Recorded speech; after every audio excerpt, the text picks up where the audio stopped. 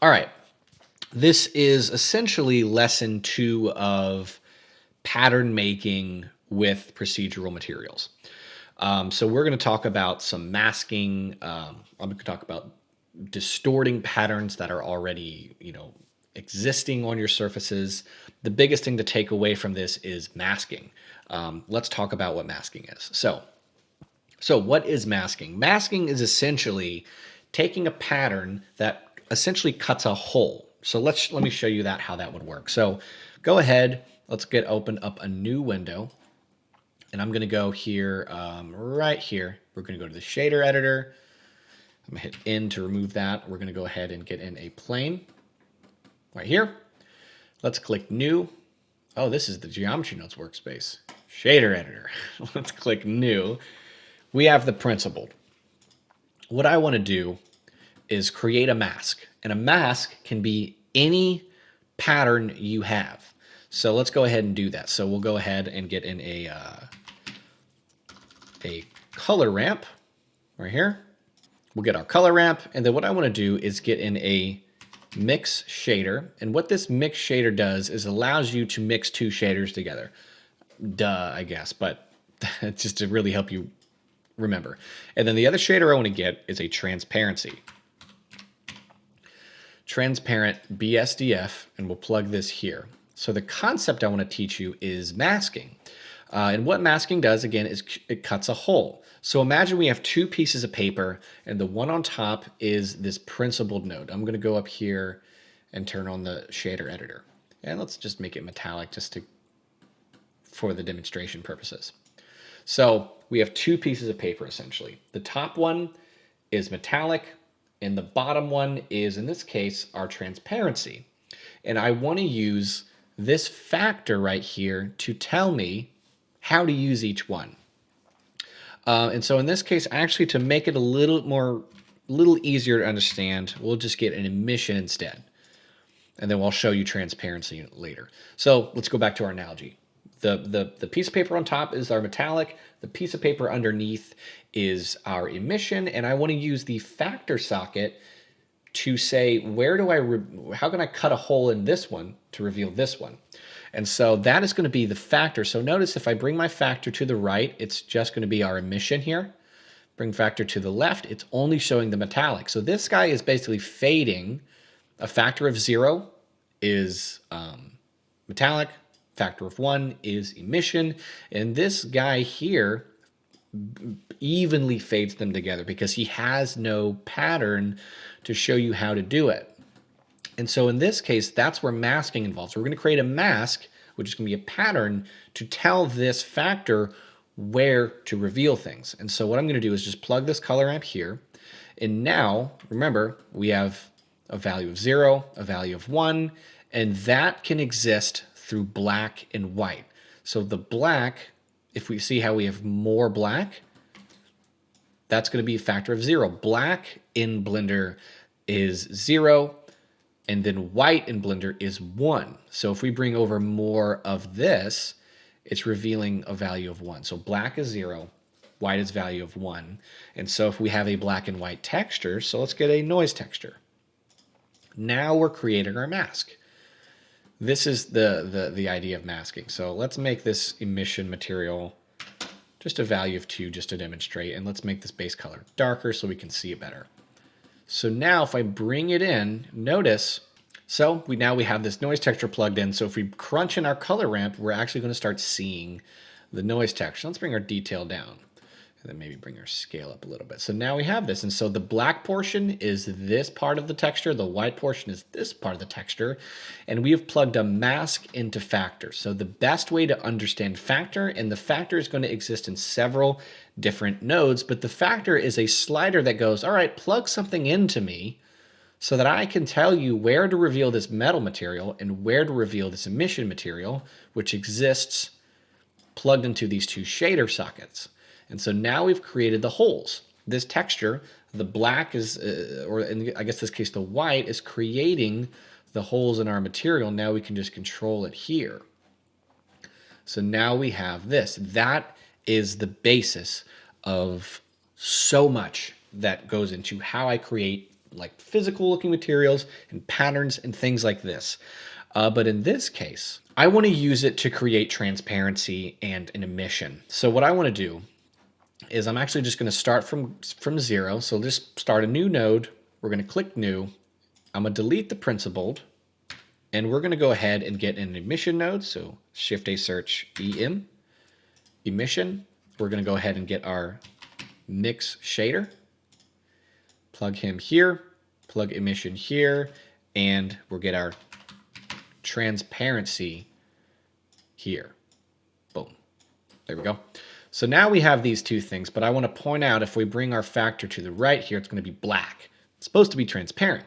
So when you are using the Eevee render engine, so let's go over here, switch over to Eevee. We'll click on the material button. If you go down here to the settings, our blend mode is going to enable transparency. With cycles, you don't have to do this step. So here in the settings, blend mode, alpha blend, and that is going to now create transparency. So if we bring our factor in, we're going to have, you know, how much transparency do we show? Well, in this case, let's go ahead and create a couple cool patterns. Let's go ahead and create some dots, and then we're going to cut holes in those dots to create these sort of like stroke looking circles. So we need to get a color ramp so we can have some control over the way that looks. We're going to get on our Voronoi node, and I'm going to hit Control T, make sure you have the Node Wrangler add-on enabled, and we're going to use the object coordinate. And let's use distance to create, because that's what you're going to need to use to create the dots. Bring your randomness in, and then bring in this color ramp. And notice now it's transparency with a little bit of this. But in this case, I don't want it to be soft. I want a hard edge. So we're going to go from linear to constant. And now we have a hard edge here. So here's what I want to do. I don't want these to be solid circles. I actually want them to be, you know, have a hollow interior, just have like a little bit of the circle. So what does that mean? We need to create another mask on top of this. So what I want to do is put in, we have this pattern here. I want to put another circle pattern on top and say, cut a hole straight through it so we can only see what would be looked at as like an outline. So how does that work? You see how we have this thing called the mix shader, and that's going to allow you to mix different shaders together. But now we're using colors and patterns, and we're going to be mixing those. So we need to get a mix color instead of a mix shader. So we're going to do mix color, and we'll plug him here. And what we can see here is gray. So if we do pure white, and then if we go here to pure black, it's doing that. And so I want to be able to cut through my circles. So we need more circles. And you can see we have this emission glowing here. We'll do maybe a value of 2. So what I want to do is like, see how this white, I believe, yeah, so the white is going to say transparency and black is emission. So you can see we're introducing more emission. So let's bring him to white and use this factor to plug in a new set of circles to go on top of it to say cut a hole through it. So that's going to be a new color ramp. And because we already have these circles established, the color ramp really only establishes scale. And then like how many do we want? That's going to be the scale of this Voronoi here. So this color ramp establishes scale. So what I want to do is plug this same one here. So now what I'm going to do is I'm going to plug this right into the factor, and then see how this is. I'm noticing, okay, it's crunching in this way, but see how now our new guy is not, it's making them smaller. It's not creating an outline. So I actually need to invert or flip my color ramp, and then now it's right on top. See, so now we have this, what you're seeing here, see this invisible circle? That's this pattern we're seeing right now. I'm making it smaller. And then this guy is controlled here. So now we can create these outlines like this. Cool. We've created this pattern. We can leave it. And it's relatively simple. We're using one Voronoi, and then you can control the scale here. Let's create another really cool pattern. Let's stack some patterns together. So I'm going to go ahead and delete these nodes here, and I just want to have the the mix shader and the emission and transparent. And let's get a new set of patterns to create a mask. So let's hit Shift A, search COL, color ramp, plug this into the factor, and let's get in a, let's use a brick texture. Let's get our first texture here, plug it here, Control T, use the object coordinate, and let's kind of edit this guy a little bit. So let's go ahead. I don't like that there's crossover, so I'm gonna bring the offset off. I don't want them to look like bricks. I want them to look like squares. Brick width, brick height. Let's give them a value of 1. And then I just want the outline. So I'm gonna bring this to a pure white, bring this guy to a pure white. Now we have an outline, mortar smoothness of 0. Let's leave it here. I want to, again, create a pattern on top of this. I want some circles to go in between here. So that's going to get a mix color. Now remember, we have emission and transparency, and black and white is going to reveal one or the other. So if I click on the color ramp here, Control Shift click, white is going to reveal transparency. Black here is going to reveal our emission, which is going to be here. So if I click back on the mix shader, we could see that. We'll take this black one here and I'll say, hey, maybe not quite as dark. We'll bring it up, and now we're starting to introduce nothing. All right, so now let's go ahead and plug him back to here and make this one, we'll make it all the way white, and use our factor to get a new color ramp, plug it in, and let's get our dots, which would be the Voronoi texture. So VOR, Voronoi texture, and we can use this texture coordinate here. So plug it in the vector, and then we'll use distance. We need distance for the dots. So if I bring it in like this, it's now starting to use circles to hide it. So if I bring this B down to black, it's now going to start creating our circles. So what I want to do now is just go ahead and bring our randomness to 0, and notice how, see, the darker parts are circular. That means I need to flip my color ramp so that the white parts are circular, and we're going to go here to a constant. So when you're creating these materials, it's a lot of mix and match. It doesn't need to be white, doesn't need to be black. So see this, how that works there on the mixed color. And now we have created this. These two patterns create this. Now make sure you're doing the same thing as me. So brick width, brick height needs to be 1, and then now scale of 5, and they line up properly. So now we have this. What I want to show now is the last thing, which is distorting patterns that you already have. So in this case, what I want to do is let's go ahead and delete everything except for these establishing 2 shaders. And let's go ahead and get a color ramp. Plug it into here. Let's go ahead and get in a Voronoi texture, Control T, object coordinate, and then we'll plug in the distance here. In this case, we're going to go to F12 distance to edge to create that cool pattern. So I'll bring my color ramp this way. And in this case, we can actually go to a constant. And now we have this really cool thing, and bring our scale up. We have created this. But in this case, say I want to create something that simulates what a cracked or whatever.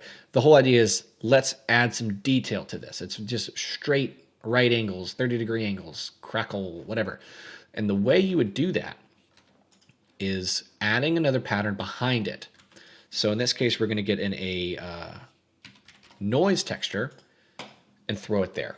And now we can see it's affecting it. Let's bring our detail to 12, because that's the kind of detail I want to add to that pattern, but it's unrecognizable from what we already have. The problem is I only want a little bit of detail added. This is 100% detail. Imagine if there was a slider, which we're going to create, a slider that says 100% detail, that's what this does. And I don't want that much detail.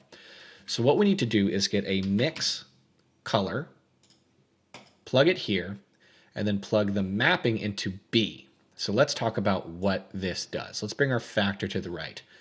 If we bring our factor to the right, it's revealing B, which means our information is, here's the flow of information. You ready? We're going to start here and go in and then straight through this line. So it's skipping him, right? This chord is telling the information to completely skip him, act like he's not there, right through here and then into the rest of all of this. But essentially, this factor is like a door that now starts to open it a little bit up to A. So if we bring it all the way to the left, now it's going completely straight through the noise into here and into the rest of this information. And so this factor is a slider that shows how much do we want to introduce to here. So this is like a detail slider. So if we bring it in just a little bit, we're getting just a little bit of that. So now we still are able to recognize that original texture, but now we're bringing in more. Look at that. Now we have this new pattern that we're creating. And look, we can do this, and now we can kind of harness some of this transparency that we're playing with. But what if we don't want to use a noise? What if we want to use, I don't know, maybe another Voronoi texture? We'll plug vector into vector, and then color, we'll use distance into A. And then now we've done this. We can say this and just introduce a little bit of that. Maybe we go from Euclidean to Chebyshev to make it look a little more techie looking, maybe like that, or bring our roughness up to get more squares, and we can do this. We can variate, forever. And those are the things that we are going to be doing throughout the remainder of this course, is creating masks, distorting patterns, stacking patterns on top of patterns. And that is sort of the whole reason for this lesson, was to not to explain as technically and as boring as possible, but demonstrate what we're going to be doing later in this course. And again, I'm going to say this a couple times. Lessons like these are ones that I would watch several times over so that you fully understand what's going on, because that is the way that I learn. And so that is the way that I like to teach, is I'm going to show you what I'm doing, how I'm doing it. And as you do it, you will learn, oh, that's why this does this. That's why this does this. And I will explain why it does it. But really the best way to do it is to follow along, probably multiple times, to really grasp, what is actually going on here. And that is really going to benefit you. But that is the end of this particular lesson on the procedural materials. And let's move on to the next one.